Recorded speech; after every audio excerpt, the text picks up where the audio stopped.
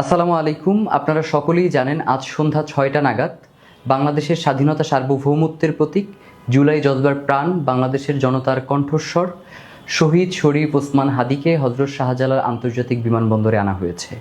আমরা আপনাদেরকে জানিয়েছিলাম শহীদকে নিয়ে আমরা এয়ারপোর্ট থেকে ঢাকা বিশ্ববিদ্যালয়ের কেন্দ্রীয় জামে মসজিদে আসব, কিন্তু পারিবারিক আর্জি, সার্বিক পরিস্থিতি ও সময় বিবেচনা করে সিদ্ধান্ত হয়েছে আজকের দিনটি শহীদ শরীফ ওসমান হাদি তার পরিবারের সাথে থাকবে।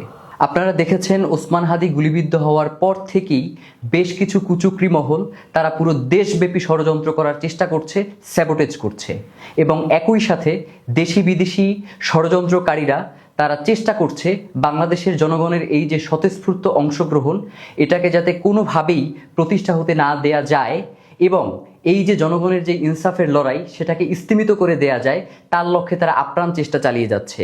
আমরা ইনকিলাব মঞ্চের পক্ষ থেকে বাংলাদেশের জনগণকে সাথে নিয়ে দৃঢ় কণ্ঠে ঘোষণা করতে চাই, বাংলার জমিনে ওসমান হাদির যেই রক্ত লেগে আছে সেই রক্তের মধ্য দিয়ে আমরা বাংলার জমিনে ইনসাফ কায়েম করেই ছাড়বো ইনশাআল্লাহ। আগামীকাল মানিক মিয়া এভিনিউতে দুপুর 2টা বাজে শহীদ ওসমান হাদির জানাজার নামাজ অনুষ্ঠিত হবে।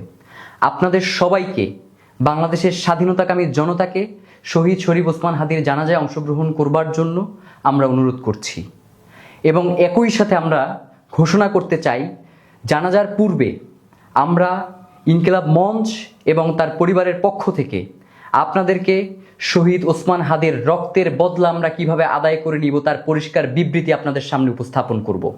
আমরা শহীদ শরীফ ওসমান হাদিকে সঙ্গে নিয়ে মিছিল করে শাহবাগ হয়ে ঢাকা বিশ্ববিদ্যালয়ের কেন্দ্রীয় জামে মসজিদের পাশে জাতীয় কবি কাজী নজরুল ইসলাম যেখানে সমাহিত রয়েছেন তার পাশে আমরা শহীদ ওসমান হাদিকে সমাহিত করব এবং যতক্ষণ পর্যন্ত আমরা এই রক্তকে বাংলাদেশের স্বাধীনতা সার্বভৌমত্ব রক্ষার আন্দোলনের রূপ না দিতে পারবো, যতক্ষণ পর্যন্ত আমাদের সার্বভৌমত্ব নিশ্চিত না হবে ততক্ষণ পর্যন্ত আমাদের লড়াই চালিয়ে যাব।